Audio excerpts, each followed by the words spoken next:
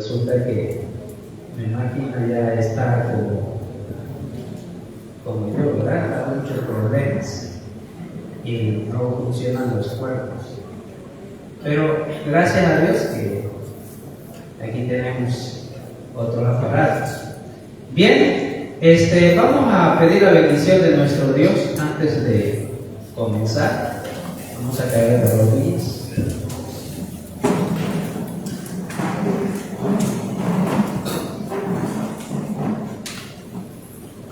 Querido Padre, buen Dios, invocamos tu nombre porque sabemos que desde la antigüedad hasta el día de hoy siempre ha sido el medio de encontrar, Señor, la salvación. Desde los días de Set, los hombres comenzaron a invocar tu nombre. Hasta el día de hoy, Señor, seguimos invocando tu nombre, porque en tu nombre hay poder para expulsar, Señor, aún a los demonios. Te pedimos que tu Espíritu Santo esté con nosotros y que pueda ayudarnos a entender claramente los deseos que tú tienes en nuestra vida, y que no solamente nos convirtamos en oidores, sino en hacedores de toda palabra que sale de tu boca. Ayúdanos, pues, bendice este pueblo que tienes delante, Señor, y cada día nos asemejemos a ti. Te lo pedimos en el nombre de Jesús. Amén.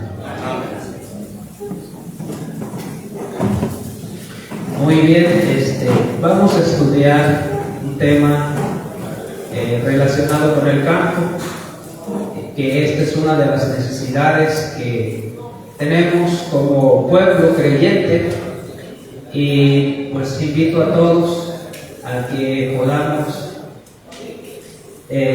no solo ser, este es un llamado que hago a todos los hermanos y para aquellos también que nos van a ver a través de esta presentación, que no solo seamos oidores, hermanos, que no sea un tema más que vengamos a escuchar. Eso no tiene caso que nosotros solo nos convirtamos en oidores.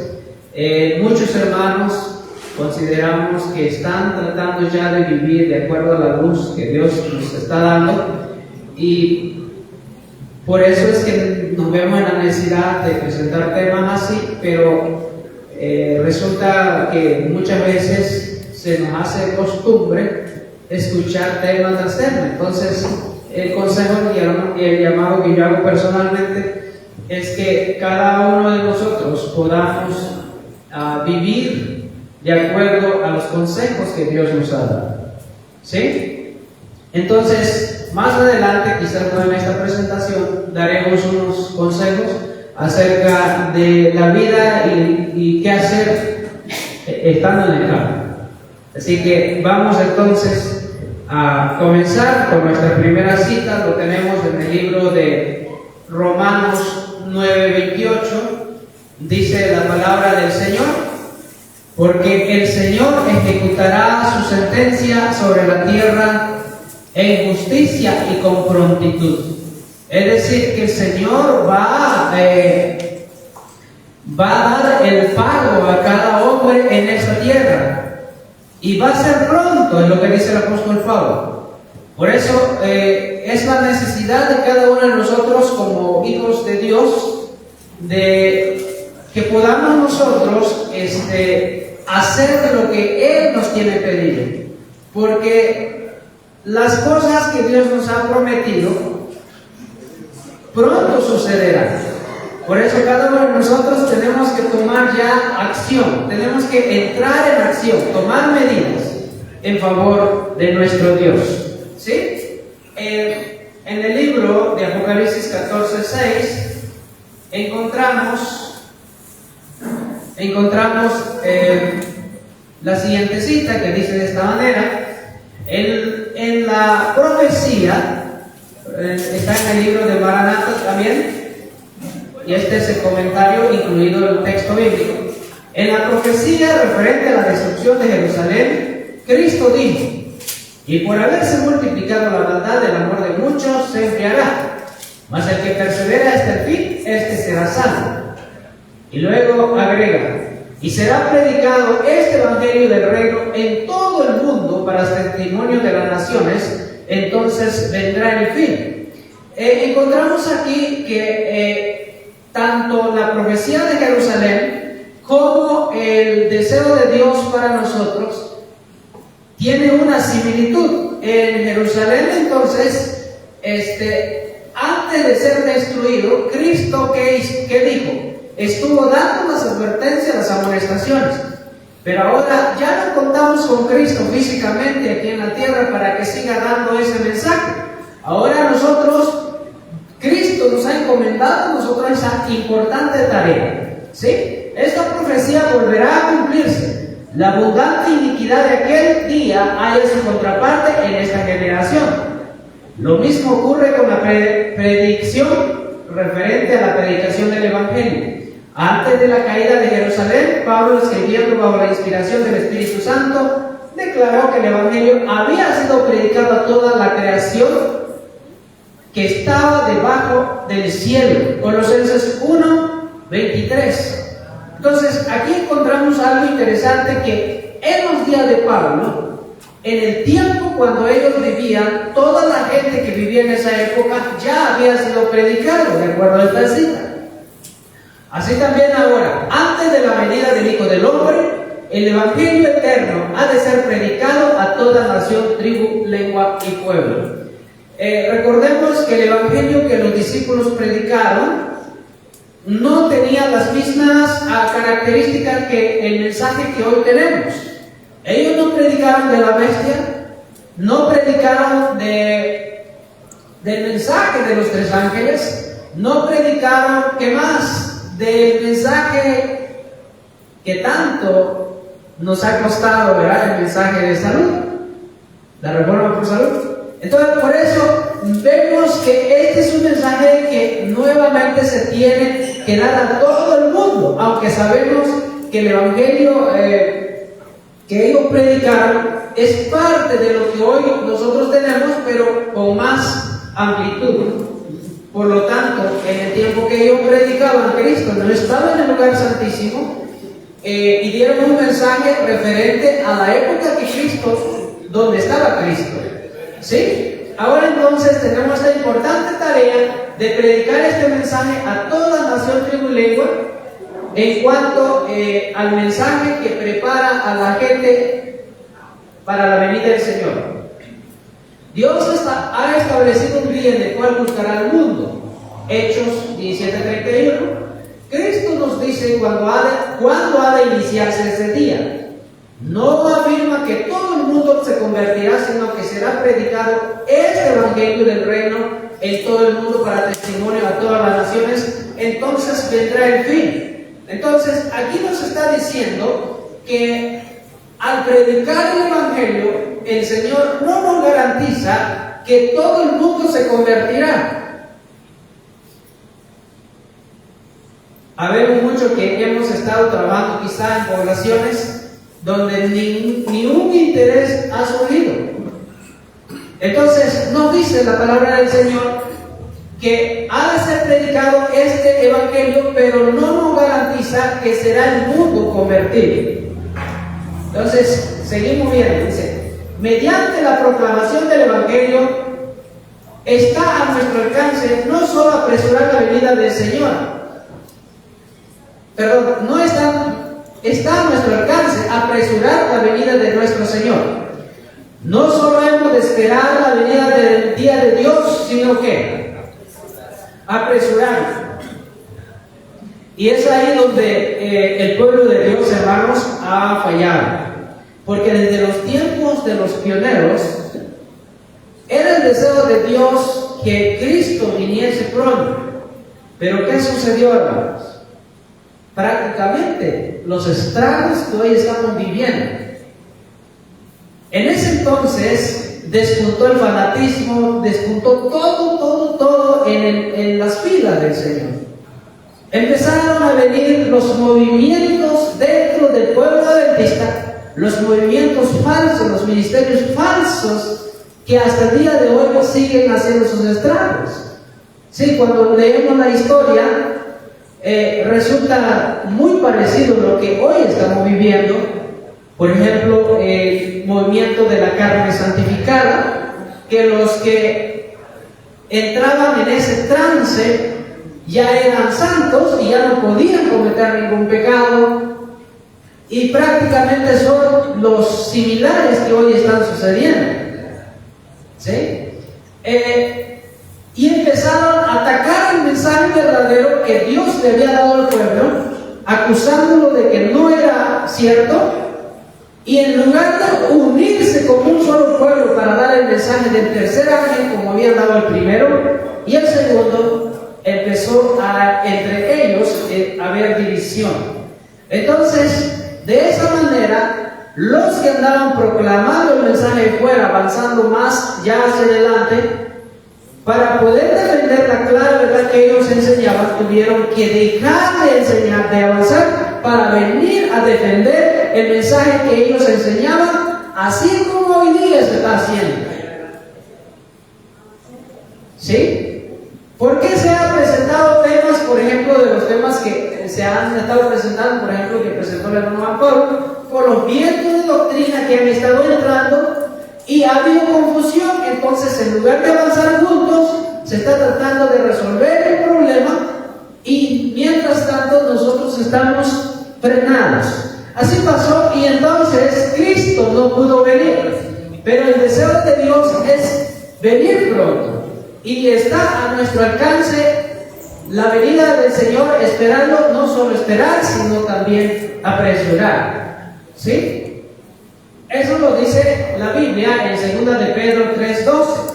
Si la iglesia de Cristo hubiese hecho su obra como el Señor le ordenaba, dice aquí, todo el mundo habría sido ya amonestado. Si nosotros hubiésemos hecho como pueblo de Dios la obra, el mundo habría sido amonestado, y entonces estuviéramos viendo otras cosas, ¿verdad? Resultados de esa prédica. Y el Señor Jesús había venido a nuestra tierra con gran poder y gloria. La incredulidad, la mundanalidad, la falta de consagración y las contiendas entre el profeso pueblo de Dios nos ha mantenido en este mundo de pecado y tristeza tantos años. Tal vez tengamos que permanecer aquí en este mundo muchos años, más debido a la insubordinación, como le sucedió a los hijos de Israel, pero por amor de Cristo. Su pueblo no debe añadir pecado sobre pecado, culpando a Dios de la consecuencia de su conducta errónea. Entonces, aquí tenemos el consejo de que el pueblo de Dios no debemos estar poniendo pecado sobre pecado. Y encima le decimos a Dios, ¿verdad? Señor, ¿por qué no has venido? Mira cómo sufro. Es que Dios no ha cumplido su promesa. Algunos se han vuelto tan incrédulos que dicen, no, pues yo ya me cansé de esperar al Señor. Esto no va a pasar como ustedes lo dicen. Entonces aquí encontramos en Apocalipsis 18:1 cómo se predice el evangelio que hoy estamos enseñando, cómo se predice el fin. Dice la cita: después de esto vi otro ángel descender del cielo con gran poder, y la tierra fue alumbrada con su gloria. De esta forma se predice que el evangelio del tercer ángel va a tomar una fuerza tan poderosa que la tierra va a quedar iluminada en el sentido de que la tierra va a quedar amonestada, no va a quedar nadie sin conocimiento de este evangelio. Y dice: el ángel que une su voz a la proclamación del tercer mensaje alumbrará a la tierra con su gloria. Así se predice una obra de extensión universal y de poder extraordinario. El movimiento adventista de 1840 a 1844 fue una manifestación gloriosa del poder divino. Todos los que hemos estudiado un poco sobre este mensaje, en el 1840, ¿qué sucedió, hermanos? ¿Qué sucedió en 1840? ¿Alguien lo recuerda? Esta es una de las claves para el futurismo, contra el futurismo. En 1840 se cumplió Apocalipsis 9. ¿Y qué dice Apocalipsis 9? La mitad del capítulo en adelante. La sexta trompeta. Cuando José Smith publicó 2 años antes el cumplimiento de Apocalipsis 9 y se cumplió exactamente como él lo predijo, hermanos, ese movimiento, ese cumplimiento, ¿sabe qué hizo? El conflicto de los siglos dice: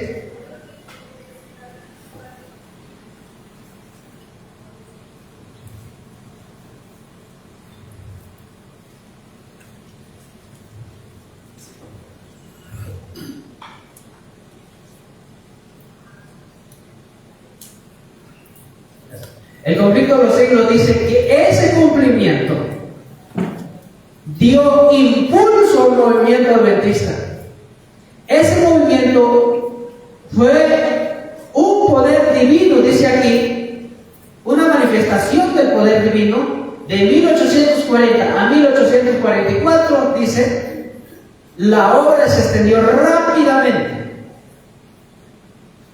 Hombres de saber y de posición social se unieron a miles para predicar el Evangelio. Y entonces el Evangelio llegó el mensaje del primer ángel, luego vino con más ímpetu el rechazo del mensaje, y entonces ellos, como pueblo unido, le pegan a esas iglesias el mensaje del segundo ángel: ha caído Babilonia. Ellos invitan a los cristianos que todavía estaban en las iglesias a salir de esas iglesias caídas de Babilonia, y se da un gran movimiento que salen de esas iglesias 50,000 personas. Por eso aquí dice que el movimiento adventista de 1840 a 1844 fue una manifestación gloriosa del poder divino. Pero ese mensaje va a ser superado con el que hoy tenemos nosotros.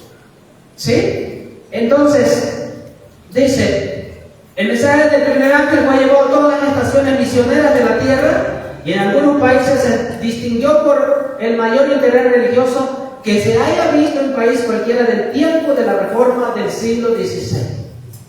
Pero todo esto será superado por el poderoso movimiento que ha de desarrollarse bajo la proclamación de la última amonestación del tercer ángel.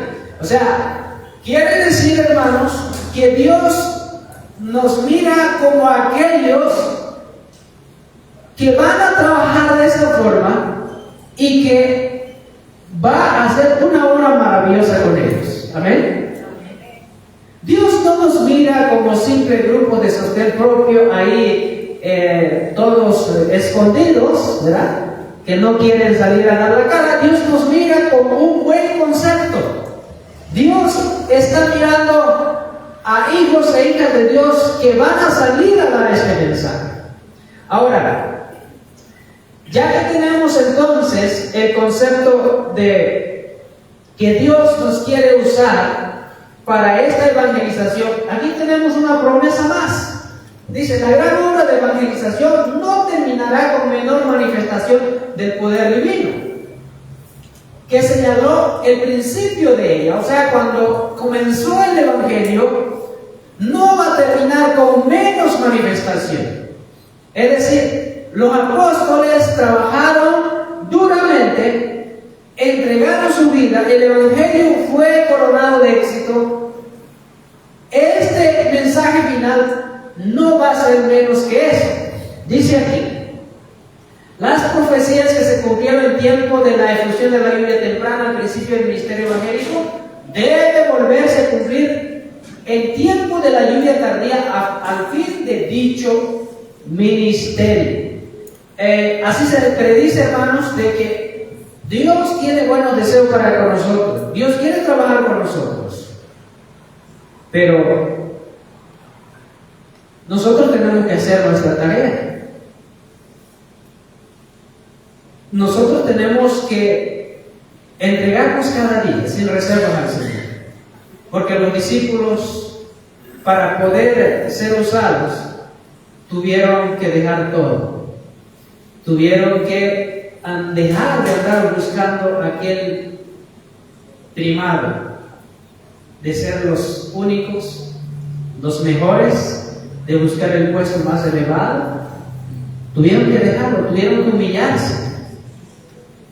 Y cuando ellos hicieron eso, fueron usados poderosamente por el Espíritu Santo. Se han suscitado muchas cosas en nuestros grupos, y yo creo, como hemos visto la invitación de otros hermanos, de que tenemos que humillarnos, tenemos que trabajar juntos con el Espíritu Santo. ¿Sí? Ahora, ya tenemos nuestra responsabilidad, el deseo que Dios tiene para con nosotros, pero Él a cambio nos está pidiendo algo. ¿Qué nos está pidiendo como pueblo de Dios? Dentro de las cosas que nos ha pedido, algo de suma importancia que nos ha pedido es que salir de las ciudades. Muchos de nosotros quizás estamos pensando a terminar la obra de Dios todavía dentro de las ciudades. Realmente Dios no nos ha desechado todavía, pero el Señor está mirándonos y nos está invitando. Por eso vemos que desde el tiempo antiguo como hasta el día de hoy, Dios envía a su pueblo mensaje tras mensaje tras mensaje, y esperemos no ser como el pueblo antiguo, ¿verdad? De frente dura, dice la palabra de Dios. Frente dura, tercos. ¿Sí?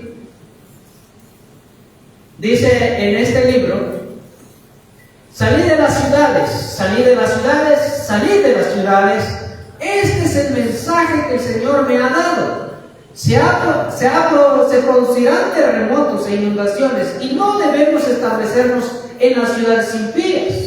Hermanos, uno de los propósitos por el cual el Señor dice salid de las ciudades, es porque vendrá el castigo para esas ciudades impías. ¿Saben por qué? Aún no ha sucedido cosas mayores. Porque el pueblo de Dios está en medio de las ciudades. Pregunto, ¿por qué los astrólogos, los magos, los adivinos no fueron ejecutados por la orden del rey? ¿Gracias a quién? Gracias a los hebreos que estaban en medio de ellos. Daniel,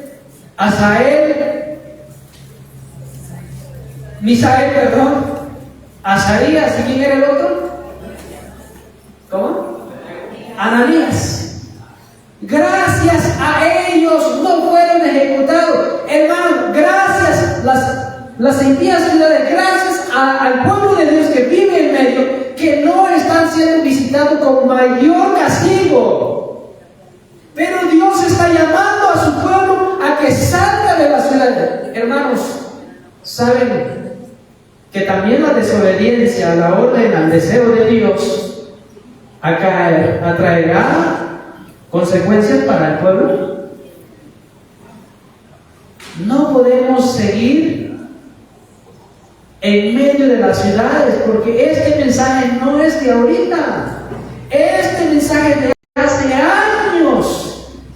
Y aún quizás haya personas que hace años están escuchando este mensaje, y aún hace como que no sucede nada, como que Dios lo quiere ahí para predicar el Evangelio. Ese es el argumento de muchas personas.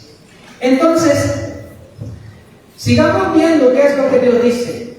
Donde se sirve en todo sentido el enemigo y se olvida con tanta frecuencia a Dios, el Señor desea que tengamos un claro discernimiento espiritual. Debemos ser perspicaces para captar el peligro que implicaría establecer instituciones en las ciudades perversas. La palabra perspicaz, ustedes saben que es un término que se usa para tener intelecto, para tener esa capacidad de discernir, de conocer los eventos que se están viviendo y poder decir: este es un mensaje de Dios. Pero a veces le damos gracias a Dios porque pasó un suceso y no nos pasó nada y seguimos ahí año tras año. Debemos trazar planes sabios para advertir a las ciudades y al mismo tiempo vivir en lugares donde podamos proteger a nuestros hijos y a nosotros mismos de la influencia corruptora y desmoralizadora que prevalece en esos lugares.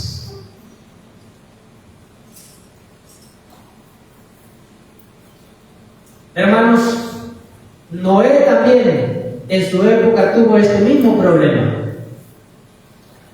Por la fe de Noé, cuando fue advertido por Dios acerca de las cosas que aún no se veían, con temor preparó el arca en que su casa se salvase.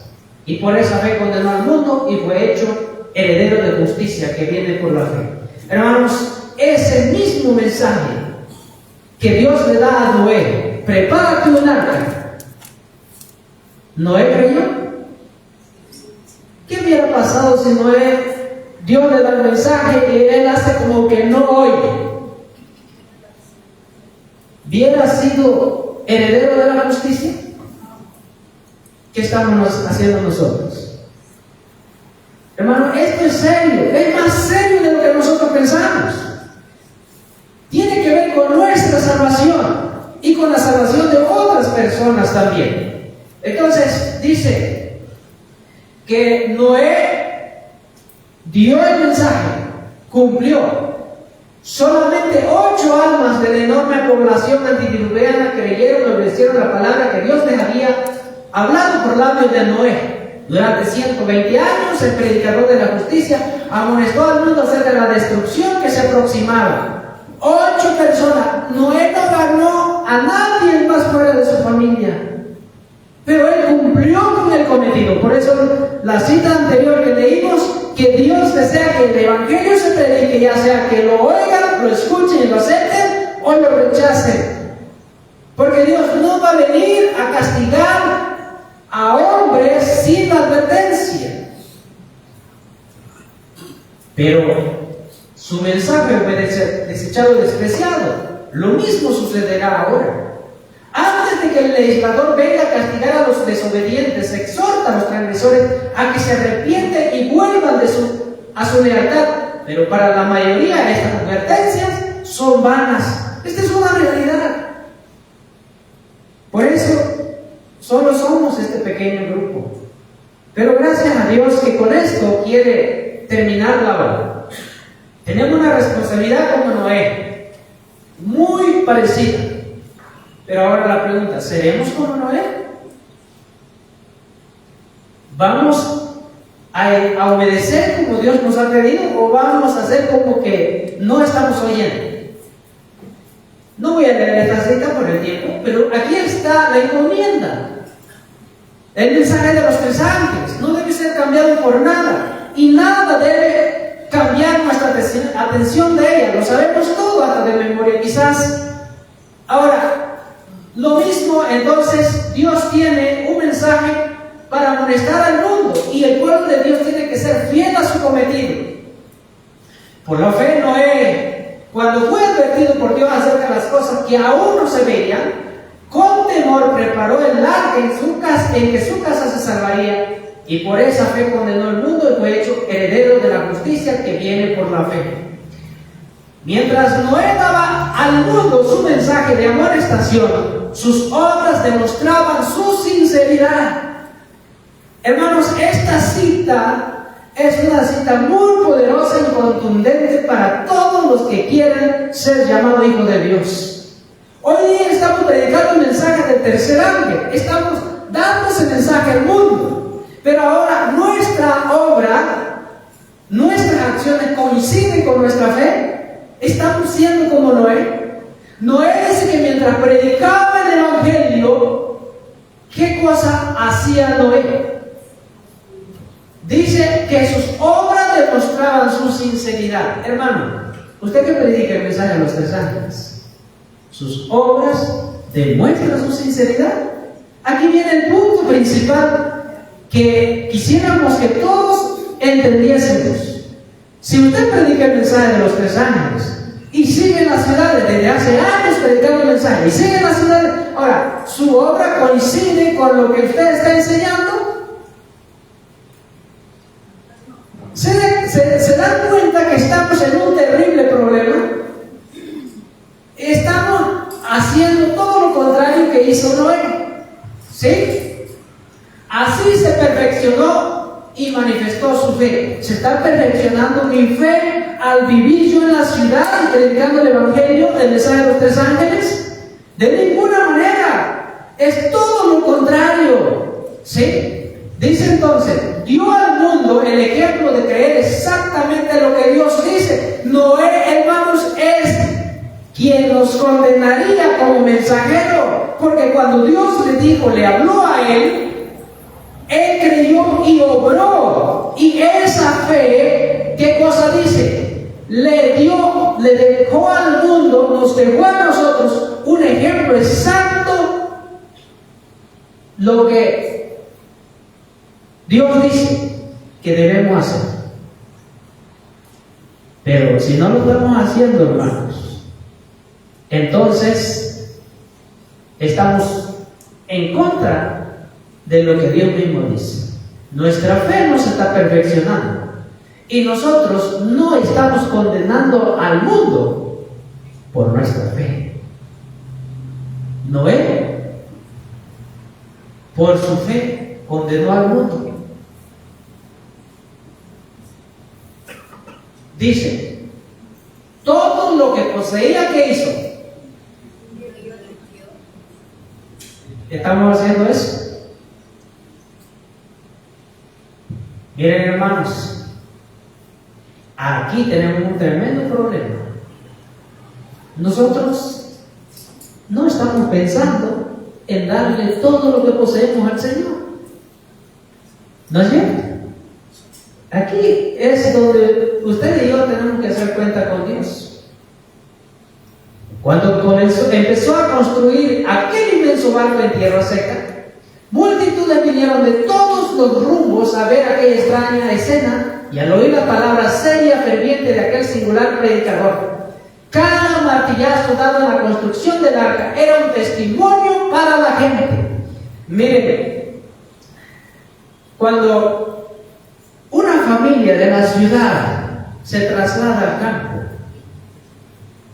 hermanos, el campo es una vida ruda, dura, difícil. Y la vida de la ciudad es cómoda. Sí.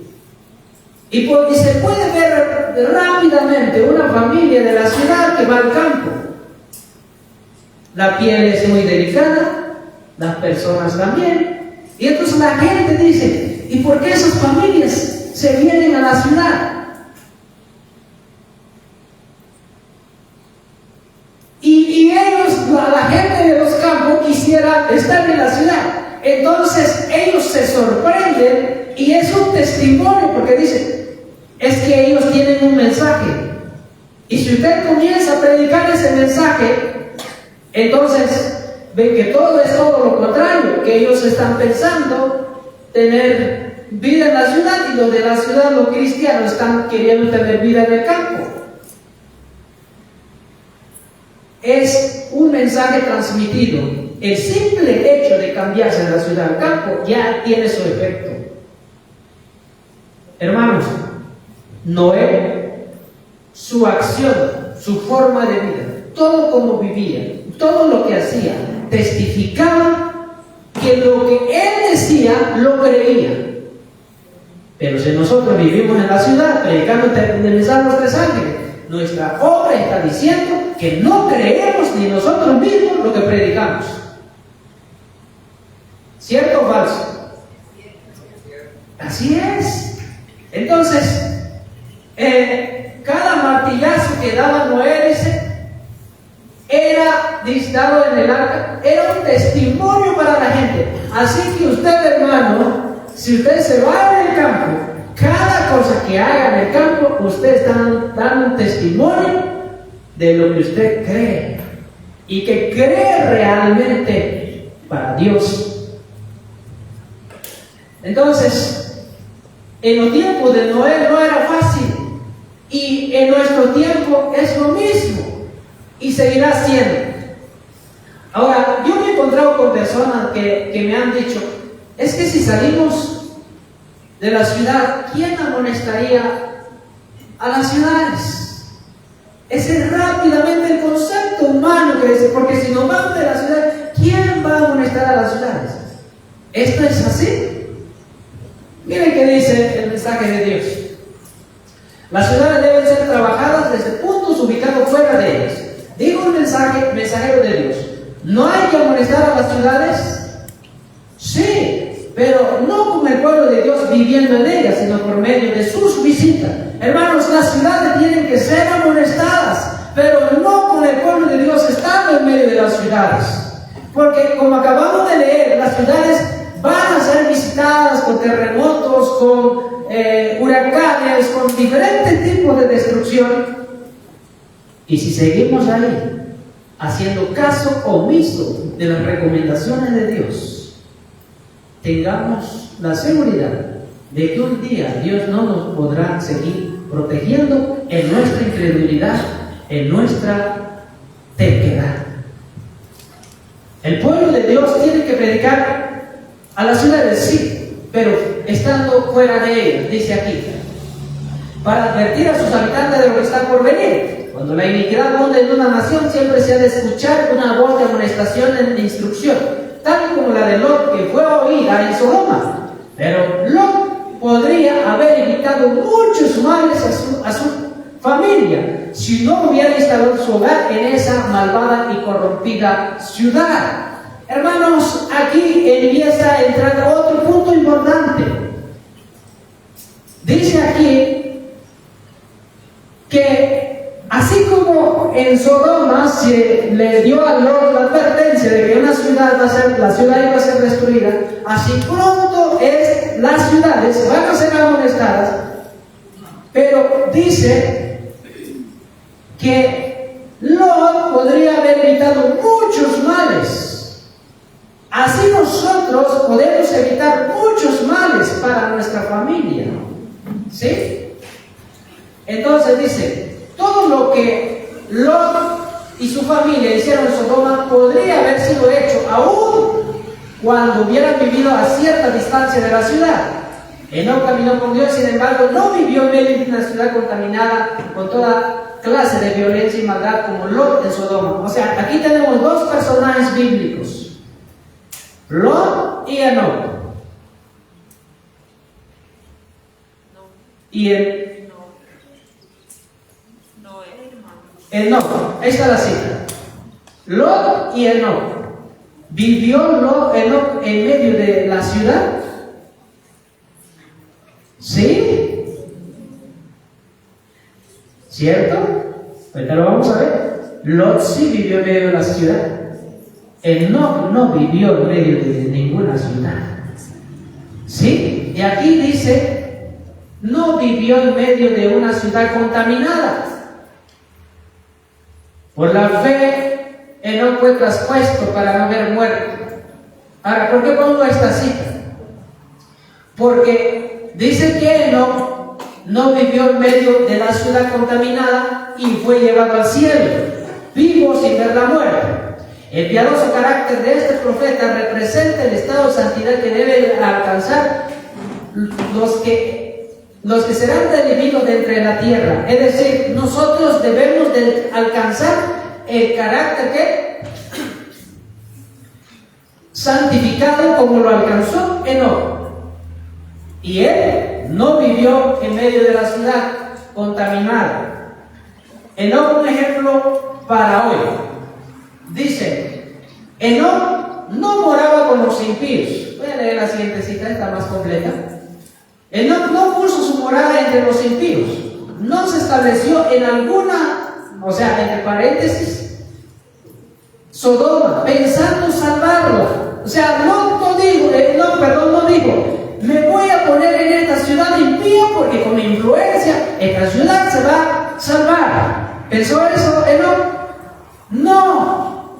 Luego dice, se ubicó junto con su familia donde la atmósfera fuera más pura posible. de ese lugar, a veces iba a los habitantes del mundo con su mensaje recibido de Dios. Le era penoso cada visita que hacía al mundo. Enoc iba a visitar, a predicar su evangelio a las ciudades. Y cada vez que visitaba las ciudades, le daba pena ver lo que sucedía en esas ciudades. Veía y entendía algo de la lepra del pecado. Después de proclamar su mensaje, siempre llevaba de vuelta consigo a él hasta su retiro, lugar de retiro, a los que habían recibido la amonestación. ¡Qué hermosa historia! Cuando Enoc regresaba de andar predicando en las ciudades, ¿qué nos da a entender esta cita? Que había gente que aceptaba su mensaje y empezaron entonces a amistarse. Ven, vamos a nuestro campo, a nuestro lugar, a nuestra habitación. Se los llevaba. Y entonces él se los llevaba a ese lugar para que también aprendieran de la atmósfera, de la vida que Enoc llevaba. Hermanos, ahí está nuestro ejemplo. Queremos un día ser trasladados de entre los de la tierra, ¿verdad? Amén. Entonces, ahí está nuestro ejemplo. Luego dice, algunos de ellos llegaron a ser vencedores y murieron antes que viniera el diluvio. Estos hombres que aceptaron el mensaje que predicaba Enoc llegaron a ser vencedores. Y antes que viniera el diluvio, ellos ya estaban descansando. Amén. Entonces veremos a más personajes allá en el cielo, aparte de los nombres mencionados en la Biblia. Porque de estos que fueron alcanzados por el trabajo misionero de Enoc, no mencionan los nombres, la palabra del Señor, pero un día nosotros los conoceremos. Si es que obedecemos y vivimos como el deseo de Dios. Y si no, pues ya saben lo demás. Pero otros, bueno, ya lo olvidaron. Pero otros habían vivido por tanto tiempo rodeados por la corruptora influencia de pecado que no podían soportar la rectitud. Estos no retuvieron la pureza de la fe, sino que regresaron a sus antiguas prácticas y costumbres.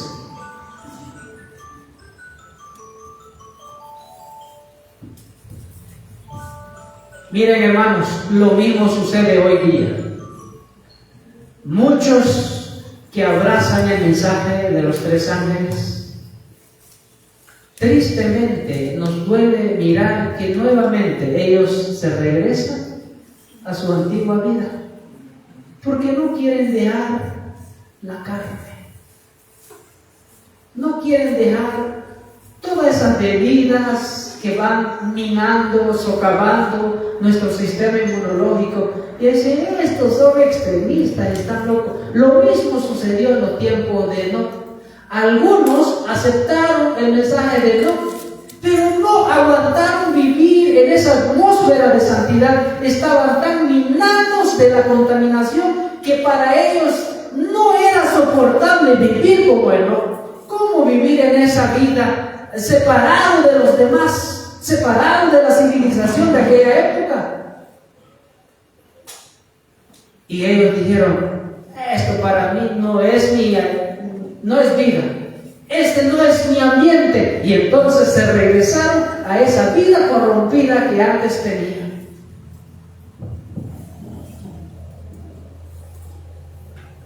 Esperar con alegría al Señor. El Señor viene pronto y debemos estar preparados para salir a ese encuentro en paz.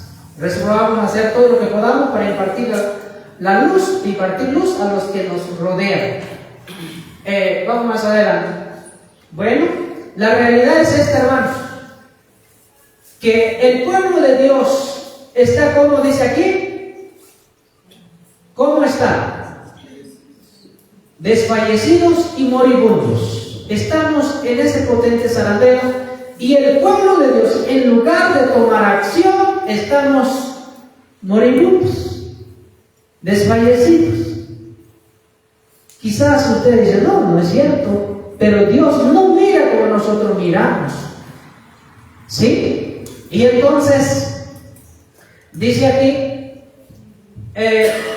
el potente del zarandeo ha comenzado y proseguirá de suerte que aventará a cuantos se niegan a alcanzarse valientemente o gallardamente en favor de la verdad y a sacrificarse por Dios.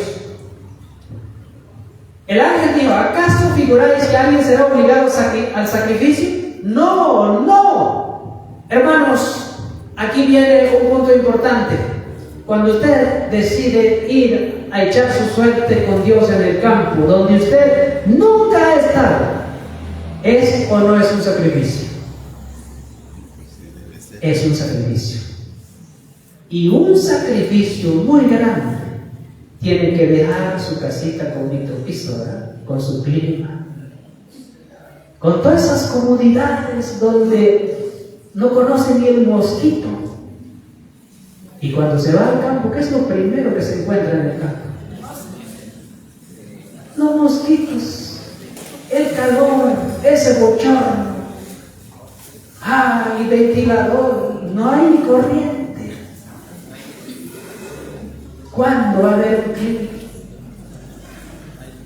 Es un sacrificio. ¿Acaso ustedes creen que Dios va a venir y los va a tomar de la mano y los va a llevar al campo para que cumplan su objetivo? Jamás, hermanos. Jamás. Eso no será así. ¿Acaso pensáis que alguien será obligado? Dice el ángel. No, es un sacrificio que cada hombre y mujer tiene que hacer. Es la ofrenda más grata y agradable para Dios.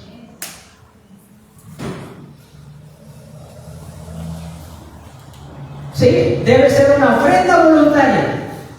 Se ha de vender todo para comprar el campo. Ahora, cuando dice esto, no vayan a pensar que se va a vender todo aquí para ir a comprar todo el campo allá. Se refiere a que tenemos que invertir el dinero en el campo misionero para las almas. ¿Sí? Yo clamé a Dios en súplica para que perdonara a su pueblo. Hermanos, estamos en pecado al desobedecer lo que Dios nos ha pedido, ¿sí o no? Estamos en pecado y necesitamos el perdón de Dios, ¿sí o no? Lo necesitamos. Por eso la mensajera del Señor, cuando ve al pueblo de Dios morir, lo que no quiere, y esto incluye, no quería salir a vivir el campo. Porque después encontramos cita que dice tantos años de mensaje de salir al campo y hacen como que no oyen, dice la mensajera.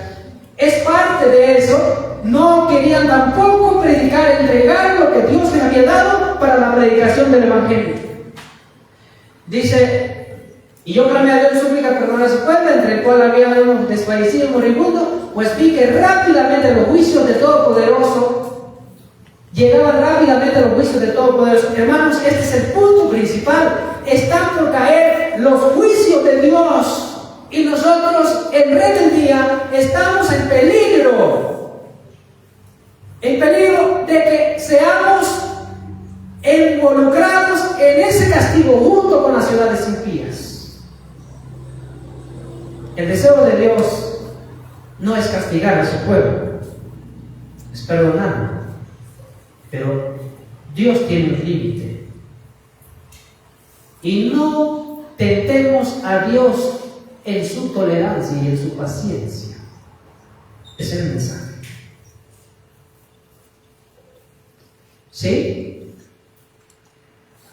Y le rogué al ángel que hablara en su propio lenguaje a las gentes, pero él respondió: todos los truenos relámpagos de Sinaí no conmovería a los incapaces de conmoverse por las evidentes verdades de la palabra de Dios, ni tampoco los despertaría el mensaje de un ángel. Hermano, nadie le va a venir a decir: fuera, hermano, salte rápido. Y si fuera así, ¿qué dice la palabra verdadera del testigo fiel? No te conmovería, hermano, que me escuche. de abandonar la ciudad, ni aunque un ángel le viniera a decir: hermanito, vámonos. Esto es terrible, hermanos. Espero que cada uno de ustedes tenga este mensaje un impacto en su mente y en su corazón. Porque cuando oramos le pedimos que el Espíritu Santo venga a nosotros. El deseo mío y de todo hombre que comparte la palabra de Dios solo es presentarlo. Y que el Espíritu Santo sea quien trabaje en su mente. Porque si el Espíritu Santo no trabaja, sería como un cubo de agua echado encima de una piedra que todo resbala y no penetra. Si usted no le llama a la conciencia, al análisis propio, hay peligro. Estamos siguiendo el ejemplo de Lot más que el ejemplo de Enoc. Veamos por qué. Cuando Lot se estableció en Sodoma, estaba completamente decidido a abstenerse de la impiedad y a mandar a su casa después de sí que obedeciera a Dios. O sea, Lot, cuando se fue a vivir en Sodoma, dijo: mi familia van a ser fieles y ellos no van a seguir el ejemplo de todos estos corruptos. Era el deseo de Lot. Ahora, ¿qué dice la cita? ¿Pero qué? Fracasó rotundamente. Las corruptoras influencias que le rodeaban afectaron su propia fe, y la unión de sus hijas con los habitantes de Sodoma vinculó hasta cierto punto sus intereses con el de ellos. El resultado está delante de nosotros. Hermanos, aquí está la realidad. Muchos continúan cometiendo un error semejante. Cuando buscan dónde establecerse, miran las ventajas temporales que pueden obtener antes que la influencia moral y social que los rodeará a ellos y a su familia. Con la esperanza de alcanzar mayor prosperidad, escogen un país hermoso y fértil o se mudan a una ciudad floreciente, pero sus hijos se ven rodeados de tentaciones y muy a menudo entran en relaciones poco favorables, el desarrollo de la impiedad y la formación de un carácter recto. El ambiente de baja moralidad e incredulidad e indiferencia hacia las cosas religiosas tiende a contrarrestar la influencia de los padres.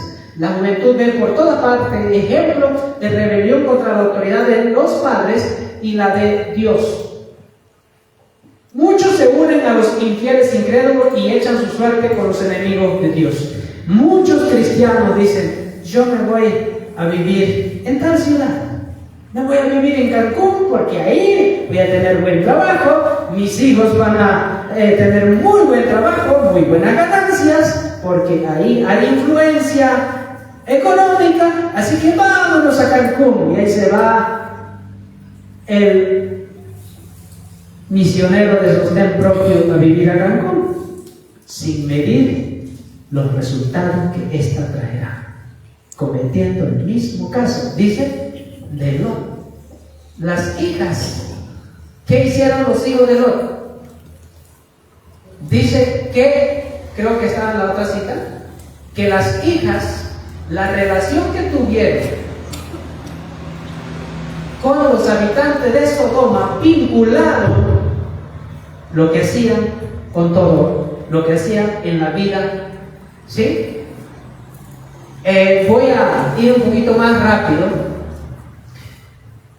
Dios quiere que cuando elijamos un sitio para vivir, Dios quiere que consideremos ante todo las influencias morales y religiosas. Cuando vayamos a buscar un lugar, tenemos que mirar todo eso que nos rodea de nosotros, de nuestra familia. Podemos encontrarnos en posiciones difíciles. Pues muchos no pueden vivir en el medio en que quisieran, pero en cualquier lugar en el que deber nos llame, Dios nos ayudará a mantenernos incolumes si velamos y oramos. Es decir, que puede ser que el lugar donde te toque, hermano, sea muy difícil, no hay nada de las ventajas que esperamos, pero mantengámonos firmes, ¿sí? No en medio de la ciudad, obviamente, de eso estamos hablando. Si oramos confiando en la gracia de Cristo, pero no debemos exponernos innecesariamente a las influencias desfavorables a la formación de un carácter cristiano. Si nos colocamos voluntariamente en un ambiente mundano e incrédulo, desagradamos a Dios y ahuyentamos a los ángeles de nuestras casas. Si ustedes están pensando, me voy a tal lugar y el lugar está corrompido, ¿qué dice ahí? Nos estamos poniendo ¿dónde? En un lugar donde los ángeles y la presencia de Dios son ahuyentados. ¡Qué interesante! Los que procuran para sus hijos riquezas, honores terrenales a costa de sus intereses externos, comprenderán al fin que estas ventajas son una terrible pérdida. Como Lot, muchos ven a sus hijos arruinados y apenas salvan su propia alma. La obra de su vida se pierde y resulta en triste fracaso. Si hubieran ejercido verdadera sabiduría, sus hijos habrían tenido menos prosperidad mundana, pero tendrían en cambio seguro derecho a la herencia inmortal. Hermanos, vivir en el campo es muy difícil. No tendrán ventajas nuestros hijos, pero ¿saben una cosa? La promesa de Dios que dice, tendrán derecho, seguro derecho a la herencia inmortal. Y Lot no pensó eso. Dijo, las llanuras, esa ciudad, yo aquí me acomodo y vendo mi producto a la ciudad, pero poco a poco, hasta que su negocio lo llevó a la ciudad y dijo, aquí está mejor. Y ya sabemos el resultado, ¿verdad? Vamos un poquito, hubo una salida en esos días, hubo muchas salidas, y también entonces en Apocalipsis 18:4 se habla de otra salida, ¿sí? Salid de ella, pueblo mío, para que no seáis partícipe de sus pecados, ni recibáis parte de sus plagas, ¿sí? Lot escogió Sodoma como un lugar de residencia porque se interesó más en las ventajas temporales que iba a lograr su familia. ¿Qué ganó en cuanto a este mundo se refiere? ¿Qué ganó? ¿Por qué se fue a la ciudad de Sodoma? Por los negocios, por el dinero. Ahora, ¿qué ganó? Dice la cita. ¿Qué ganó? ¿Cómo salió Lot? Con las manos vacías. Con las manos vacías. Lo único que ganó es que sus, dice, propiedades y algunos de sus hijos perecieron en la destrucción impía. Ahí dice que Lot perdió a hijos. Es lo único que ganó, ¿sí? Dice entonces, y no terminan aquí los malos resultados de su elección egoísta. La corrupción moral del lugar estaba entretejida con el carácter de sus hijos, que no pudieron distinguir entre el bien y el mal. Bueno, vamos más adelante porque el tiempo se me está agotando. Las hijas de los hermanos, cuando ellos se fueron a Zoar, ellos escaparon de la lumbre, hermanos, se llevaron la ciudad de Sodoma hasta en esa cueva. Porque ellos, las hijas de Lot, aprendieron de lo que las ciudades impías hacían, así que cuando ellos se fueron a la cueva de Zoar, allá llevaron a esa maldad impía. ¿Sí? Lot se fue a los montes y vivió en una caverna privado de todas las cosas por las cuales se había atrevido a exponer a su familia la influencia de una ciudad impía, pero hasta allá lo siguió la maldición de Sodoma. La infame conducta de sus hijas fue la consecuencia de las malas compañías que habían tenido en aquel vil lugar. La depravación moral de Sodoma se había filtrado de tal manera en su carácter que ellas no podían distinguir entre lo bueno y lo malo. Los únicos descendientes de Lot, los moabitas y amonitas, fueron tribus viles, idólatras, rebeldes contra Dios, acérrimo enemigo de su pueblo.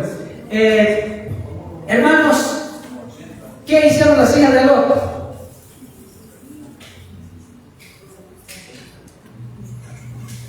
El concepto moral bajo que ellos traían era de que no había nada de malo acostarse con su padre. Hermanos, llevaron a la Sodoma allá donde escaparon. Es lo único que ganó Lot con ir a vivir en la ciudad. Y sus descendientes, los hijos de su padre con ellas, resultaron ser los acérrimos enemigos de Dios e idólatras que tuvieron que ser destruidos más tarde por el pueblo de Israel. Esto es lo único, hermano, que ganó producir generaciones enemigas de Dios. Y Dios no desea eso de nuestros hijos. No desea eso. Al contrario, Dios quiere que nuestros hijos sean los que pelearán esas batallas al tiempo final. Como fue en los días de Lot, así será también la venida del Hijo del Hombre, dice el Señor Jesús. Entonces, hermanos,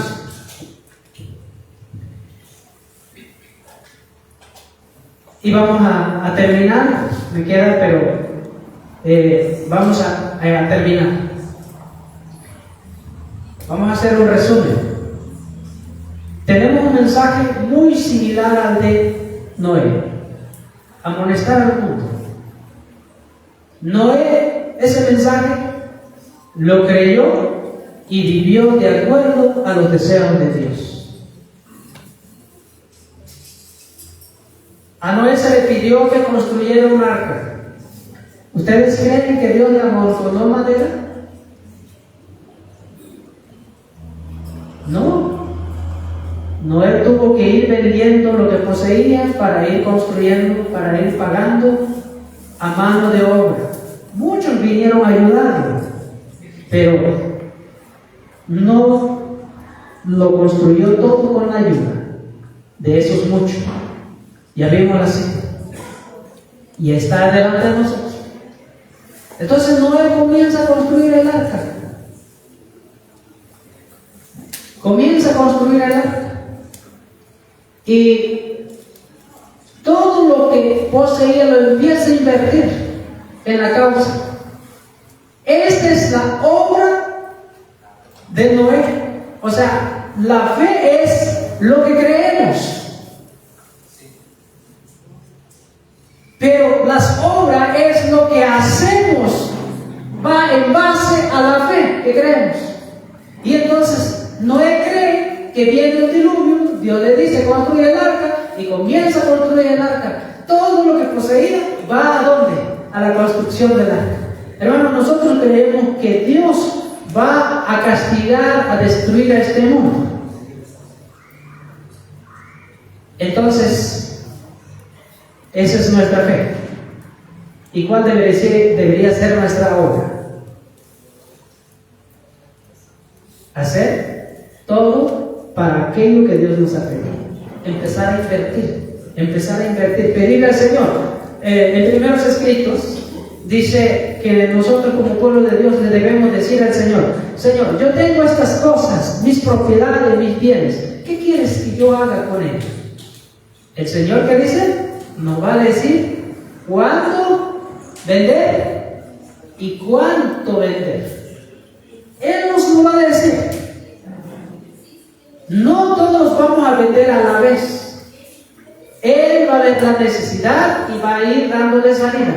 Pero si no le decimos nada a Dios, no nos va a decir nada. Vamos a conservar todos nuestros bienes, pero en el tiempo de angustia caerá sobre nosotros esos bienes como una gran montaña y nos aplastaría. Entonces Noé comienza a construir.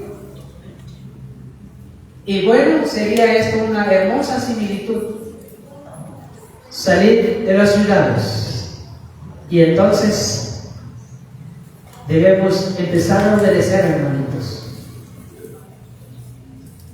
Solo por la experiencia que tuvimos nosotros en el estado de Campeche y Quintana Roo, durante la pandemia, pudimos ver el reflejo de lo que será el fin de estas cosas. En ese lapso, cuando entró el mundo en jaque, todo se cerró, hasta los pueblitos chiquitos no dejaban entrar. ¿Qué se podía hacer? Hermanos, Dios tiene tanta misericordia que nos está diciendo: esto está por acabarse, esto está por acabarse. Y entonces muchas personas, porque hablaban con muchas personas que ya empezaban a creer, y decían: hermanos, yo le ruego al Señor que me perdone porque sigo en la ciudad. y ahora con una dificultad de no poder salir, porque no se sabía si era el comienzo ya de algo que se estaba prolongando. No sabíamos que iba a haber un respiro, y este respiro no sabemos por cuánto tiempo, pero el Señor ya nos está hablando, hermanos, y nosotros parece que no escuchamos. Pero cuando vemos las cosas difíciles, ay Señor, perdóname porque estoy desobedeciéndote. Y cuando las desgracias se van, ay Señor, qué bueno. Hermano, esto es un mensaje que Dios nos está hablando. No podíamos entrar a predicar en las ciudades. Y teníamos que ingeniárnoslas para poder entrar. Y gracias a Dios por la pandemia. Decimos, gracias a Dios por la pandemia. La gente dice, ay, qué maldición, qué desgracia. Sí, pero no debe ser para el pueblo de Dios. Y no debemos temer. Si el Señor nos quiere llamar al descanso, pues arreglemos cuenta con Dios. Hubo un reformador, ayúdenme a recordar, no viene a mi mente su nombre. En el año 1519 hubo una pandemia, vino una peste y él casi se muere. ¿Cómo se llama? Zwinglio, ¿verdad? Zwinglio o Zwinglio, no sé el nombre. ¿Cómo? Suizo, exactamente, el nombre es suizo. Ahora se valga la pena decir, la Iglesia Católica enseñaba que ellos estaban perdidos y que los salvos eran ellos. Y cuando se vieron cara a cara con la muerte, esos miembros católicos que tenían su indulgencia, ¿verdad? Tenían todo lo que la Iglesia les vendía, decían, yo estoy perdonado, estoy salvo. Cuando se encontraron con la muerte, decían, se encontraban con la realidad que esa hoja no servía de nada. En cambio ellos estaban felices porque si morían estaban en las manos de Cristo, perdonados por la gracia de Cristo, y deseaban algo más seguro. Y dice el Conflicto de los Siglos que eso fue un impulso maravilloso al movimiento de reforma. No lo vieron como una desgracia, ay Señor, ¿qué hago? No, hermanos, cuando vimos esta situación, teníamos problemas con nuestros hijos, que no creemos ya en esa educación que hoy día comparte el sistema gubernamental. Estamos teniendo ciertas presiones, porque éramos los únicos que no mandábamos a esos niños. Y cuando vino esta situación, ay, qué alivio, qué respiro, porque todos los niños tenían que estar en su casa. Interesante. Y hasta el día de hoy podemos seguir todavía disfrutando de esas bendiciones. Hermanos, si usted está en la ciudad, ¿qué está haciendo con su hijo? ¿Qué estamos haciendo? ¿Lo estamos educando o se lo seguimos entregando a aquellos hombres sodomitas, haciendo hombres como mujeres y mujeres como hombres? Estamos viendo los resultados que pasó con la vida de Lot. Y si nosotros no tomamos acciones como Dios nos ha aconsejado, vamos a cosechar los mismos resultados que Lot. Es un llamado que hacemos a todos los hermanos que creen en el mensaje de los 3 ángeles, que tenemos que obrar, que tenemos que tomar decisiones ya concretas. Ya no debemos jugar con el mensaje del Señor. Será difícil ir a vivir en el campo, pero no será imposible. El Señor nos tiene prometido que Él nos ayudará, que Él estará con nosotros. Él quiere educar nuestro carácter. Yo no sé qué carácter tengo yo, realmente ni qué tienen ustedes, pero el Señor sí lo sabe. Y Él sabe dónde ese carácter se va a moldear. Hermanos, como dije al principio y lo digo de nuevo, porque se nos ha hecho costumbre oír mensaje tras mensaje. Y no debe ser así. Debemos tomar decisiones, hermanos. En el nombre de Dios les digo, cuando leamos un texto inspirado por el Espíritu Santo, es Dios que está hablando con nosotros a través de esas humildes y humanas letras con que nos podemos comunicar. Dios no se puede comunicar con nosotros directamente quizás, pero tenemos los escritos y Dios nos está hablando, nos está llamando a la conciencia, nos está diciendo: hijo, quiero que tú obedezcas. Tomémoslo como que Dios nos está advirtiendo físicamente. Ya no dudemos de los consejos de Dios. Hermanos, Dios les bendiga a todos. Que el Señor y el Espíritu Santo haga su obra en nuestra mente. Y que el Señor nos bendiga. Y que un día podamos ser llamados. Quizás no haya un libro que otros estudien de nuestra historia como ejemplo, pero que el cielo diga: este pueblo es heredero de la justicia, porque obedece lo que yo le he pedido. Que diga el cielo así. Aunque no lo veamos, pero un día veremos esos resultados y estaremos con aquel que nos ha hablado a través de todos estos libros, los deseos de Él. Que el Señor nos bendiga.